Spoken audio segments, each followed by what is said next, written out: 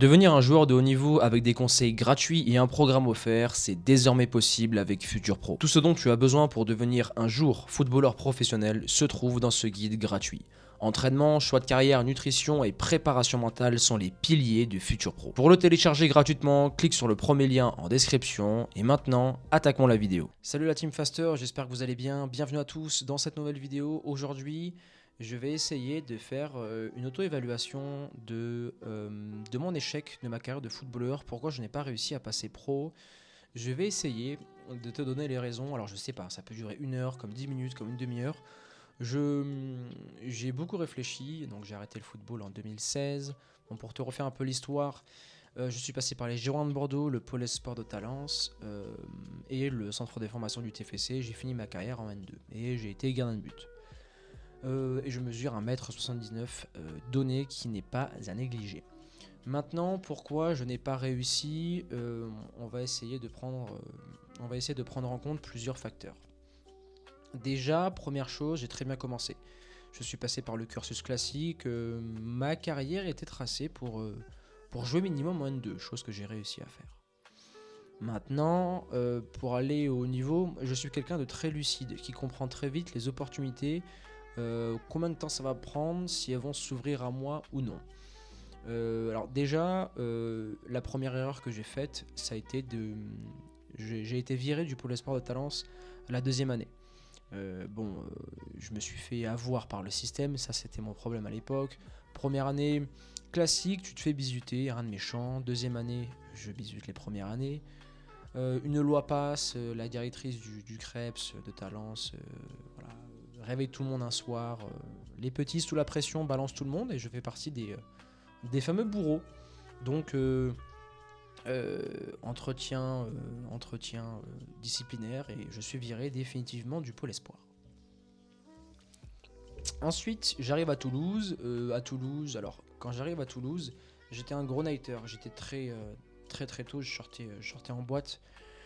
Dès mes 14-15 ans, je me débrouillais pour avoir des cartes d'identité des potes à moi, pour rentrer en boîte. Je faisais assez grand, j'étais très grand jeune.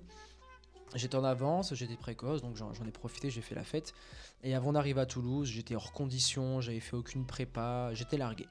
Donc déjà, quand tu arrives en centre de formation, j'avais déjà un retard de comportement. Le coach Fabrice Garrigue, qui est maintenant recruteur à l'OGC Nice, il me serre la main, il me dit « Ah, monsieur Même ». Je sais plus ce qu'il m'a dit, il y a marqué branleur sur mon front. Oui, il m'a dit Monsieur Même, vous arrivez ici avec une étiquette, à vous de l'effacer. Direct. Bon, je savais, hein, c'était mon problème, j'assume les conséquences de mes actes. Donc j'arrive là-bas, je fais le travail. Au niveau comportement, c'est réglé. Voilà, j'analyse très rapidement les branleurs du centre. Je me mets jamais au fond de la classe, je fais tout absolument pour me redorer mon blason. Ça marche. Maintenant, pendant 1 mois et demi, je suis largué. Physiquement, je suis pas à la hauteur. Mes concurrents directs étaient meilleurs que moi physiquement et aussi techniquement.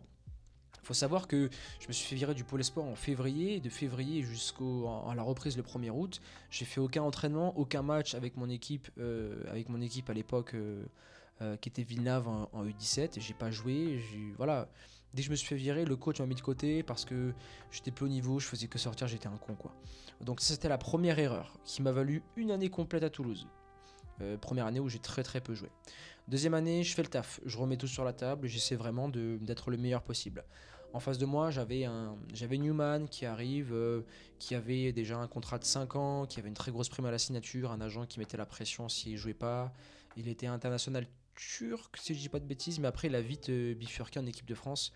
C'est un gardien qui techniquement était meilleur que moi. Dans l'ensemble, il était plus grand, il faisait un 85.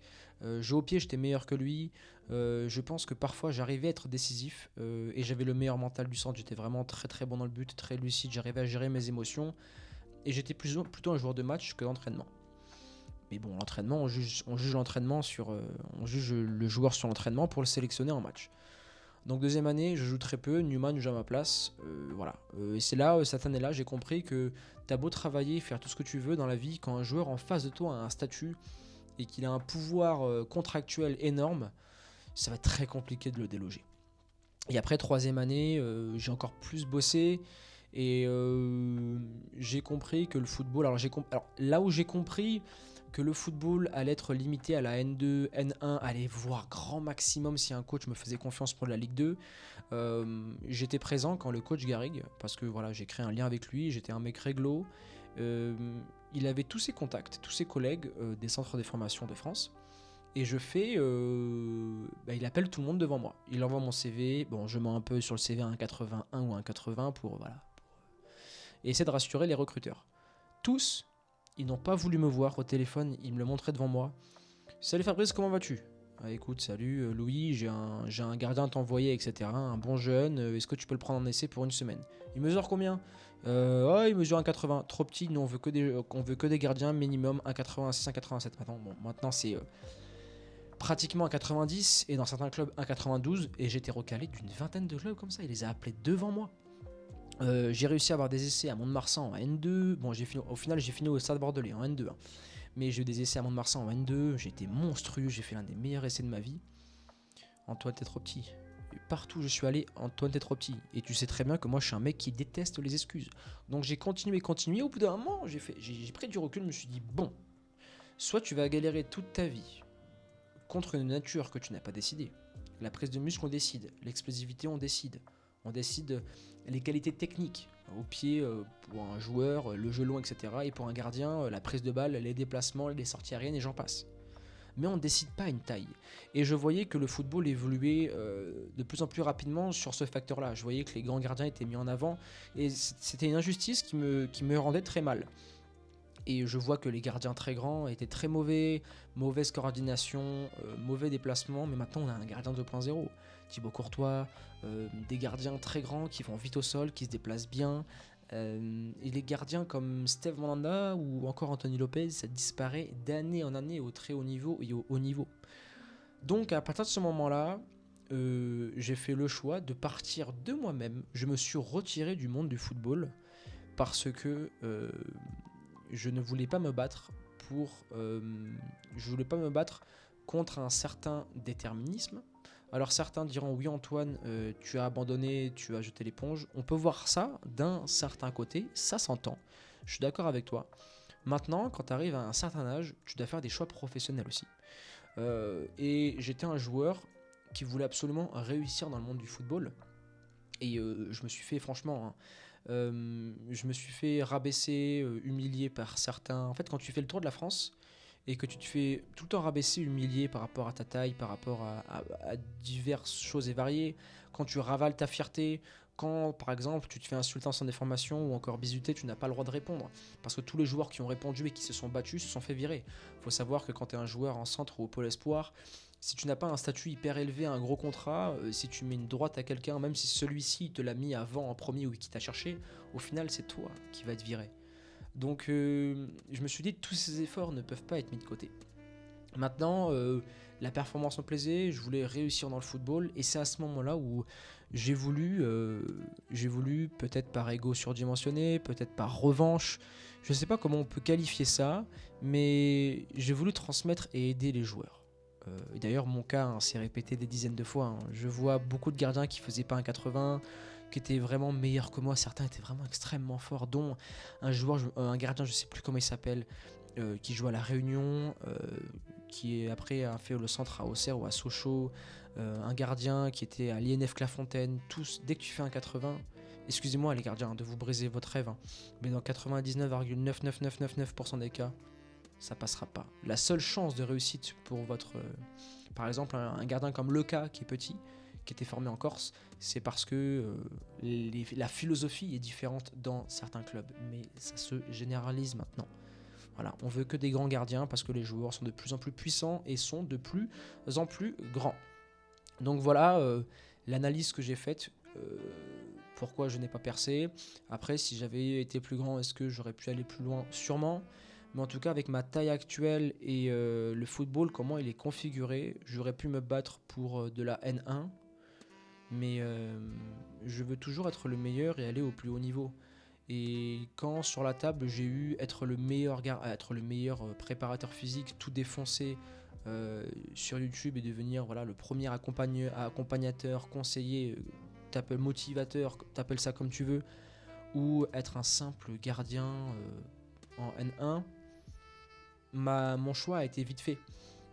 Et je voulais pas parce que après il faut prendre en compte certains facteurs. Pourquoi j'ai pas réussi à percer, c'est que j'ai très vite compris que le football aussi il y avait une part de chance, que tu pouvais travailler toute ta vie sans jamais avoir ta chance. J'ai aussi très vite compris que le statut jouait et qu'aussi il y a parfois il y a des joueurs qui ne méritent rien du tout et qui le deviendront et d'autres qui bosseront comme des malades et qui n'y arriveront jamais. J'ai compris qu'il y avait du copinage, j'ai compris tout cela. Et à partir de ce moment-là, j'ai voulu m'épargner des souffrances que ont beaucoup de joueurs qui partent à l'autre bout du monde pour essayer de percer, etc. Et j'ai mis toute mon énergie dans Natural Evolution, qui est maintenant devenu Faster Pro. Et maintenant, mon énergie, je la mets pour accompagner les joueurs, leur donner des pistes, essayer... alors leur dire qu'ils peuvent devenir pro, mais aussi leur dire qu'ils ont plus de chances de ne pas y arriver. Mais tout faire pour le devenir comme moi je l'ai fait. J'estime avoir tout fait. J'estime vraiment avoir tout fait. Pour te donner un ordre d'idée, entre l'été de Toulouse, je suis parti en voiture en Picardie, en région parisienne, à Lille, dans la région de Lyon. J'ai fait tous les clubs de N3, N2 en voiture avec mon père à l'époque. J'ai fait les 4 coins de France. J'ai envoyé des 200 CV. J'avais 2 agents hyper compétents. Ils ont tout fait pour me trouver des clubs, etc. Et quand plus de 100 fois revient ta taille, alors que j'avais un excellent CV, au bout d'un moment, il faut faire preuve de rationalité, de lucidité et d'intelligence. Et c'est ce que j'ai fait. J'ai compris que voilà, la génétique joue, la morpho aussi. Vous voulez pas de moi, très bien. Je vais quand même réussir dans le football, mais d'une autre façon. Et c'est ça aussi qui m'a motivé, qui me pousse au quotidien à toujours me dépasser, à accompagner mes joueurs. Et je peux les conseiller parce que j'ai emprunté mais tous les chemins boueux possibles. Alors j'ai bien commencé, mais j'ai fini en tant que vagabond dans tous les clubs de France et d'Europe pour essayer de trouver. Et quand la même excuse revient, au bout d'un moment, tu mets de côté. Et bon, tu me diras Walt Disney, tu me diras toutes les personnes ont persévéré, il suffit d'une seule réponse, oui. Mais après, au bout d'un moment, même s'il m'avait dit oui, j'aurais eu un plafond de verre par rapport à ma taille. Voilà. Tu prends ça comme une excuse, je prends ça comme une lucidité par rapport aux stats et par rapport à tout ce que j'aurais pu avoir et gagner aussi en termes d'argent. L'argent est important. L'argent est important pour fonder une famille. Là, tu vois, je suis sans langue de bois, je te dis toutes les vérités. L'argent est important. L'argent est important par rapport à la famille.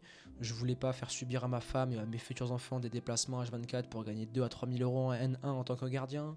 Je voulais aussi avoir, j'allais pas avoir de retraite. Monsieur, la retraite, voilà, je cotise pas pour la retraite à l'heure actuelle. Hein. Je n'y crois pas non plus à cette chimère. Mais c'était ma façon de voir les choses. Je ne voulais pas une vie de galère. Je ne pouvais pas visualiser sur 2-3 ans. C'est pour ça que ça a été... mon choix était rationnel. Voilà un peu pour t'expliquer pourquoi je n'ai pas réussi à percer. Un manque de niveau, c'est sûrement. J'étais pas le meilleur. J'étais un grand travailleur, bagarreur, mais j'étais pas le meilleur. Et voilà un petit peu le truc, quoi. Tu sais, maintenant, tu sais à peu près tout. Tu sais à peu près tout sur le fait pourquoi je n'ai pas réussi à percer. Alors, qu'est-ce que je peux te donner de supplémentaire pour que tu puisses toi aussi faire ton choix? Alors, j'aurais pu, par exemple, aujourd'hui, continuer mon travail de ce que je fais, préparateur physique, et j'ai accompagné plus de 10 000 joueurs en ligne au moment où je te fais cette vidéo. J'aurais pu continuer le football en R1, en N2 ou N3. J'ai essayé, mais par rapport à ce que tu veux faire dans la vie, quand tu veux vraiment réussir dans quelque chose, il faut passer beaucoup d'heures et beaucoup de temps. C'est pour ça que j'ai mis le football de côté. Je pratique toujours à côté. J'ai essayé 3ème division futsal, j'ai essayé plusieurs choses, mais voilà, j'ai mis ça de côté. Je préfère me focus sur mon travail. Et tu sais, c'est un peu comme quand tu dis au revoir à une femme après une relation ou à un ami, on n'en revient pas en arrière. Alors on met ça de côté. Là, il y a une petite phrase de Timon qui me revient dans l'esprit, ou de Pumba. On ne revient jamais en arrière. Ben, c'est ce qu'il faut faire. Ne reviens jamais en arrière, on regarde devant, avance. Et donne-moi ta situation dans l'espace commentaire. Je sais qu'il y a beaucoup de joueurs qui sont en galère par rapport à leur futur. Avec grand plaisir, je te répondrai par rapport à ces sujets-là. Dites-moi la team si vous pensez que j'ai fait le bon choix. Qu'est-ce que vous auriez fait à ma place? Auriez-vous continué? Arrêté? Changer de perspective? Si vous aurez fait si vous avez fait, pardon, les signes n'aiment pas les ré. si vous avez fait la même chose que moi. Dites-moi tout ça. En tout cas, quoi qu'il en soit, à l'heure actuelle, ça a été le meilleur choix de ma vie. Et je remercie à l'heure actuelle toutes les personnes qui m'ont dit non par rapport à ma taille. Parce que la vie que j'ai à l'heure actuelle, je coach des joueurs pros, je suis invité dans la plupart des centres de performance pour les visiter, pour entraîner des joueurs. Voilà, à l'heure actuelle, ma vie a totalement changé, je l'adore comme elle l'est. Tu sais, il y a un destin, on l'accepte. Et j'aime beaucoup cette phrase qui dit qu'il n'y a pas de mal sans mal, c'est un mal pour un bien. Et je pense que ça a été un mal pour un bien. Et ma vie a changé complètement du tout au tout, grâce à tous ces coachs que j'ai détestés et que maintenant je remercie à chaque fois que je les recroise, je les remercie de leur sincérité et de leur choix, car aujourd'hui, sans eux, je ne serais pas là à t'avoir fait plus de 600 vidéos sur YouTube et à t'avoir conseillé comme je le fais au quotidien. On arrive maintenant à la fin de cette vidéo, je check, bon elle va durer un peu plus de 15 minutes, j'espère qu'elle t'aura plu, que tu auras compris comment j'ai réfléchi pour mettre ma carrière de footballeur de côté et comment voilà, j'ai pu changer, j'ai pu bifurquer, attention je ne l'ai pas précisé, hein, mais pendant 3 ans pour faire le deuil du football, j'ai eu beaucoup de mal, ça a été très dur. Mais voilà, c'est un choix, faut le faire, faut l'assumer comme un homme. Et après, il n'y a plus qu'à avancer. À présent, la Team Faster, dites-moi en commentaire ce que vous en avez pensé. Explosez la barre des likes, abonnez-vous à la chaîne et activez la cloche de notification. Et à présent, je vous laisse là. On se dit à très vite.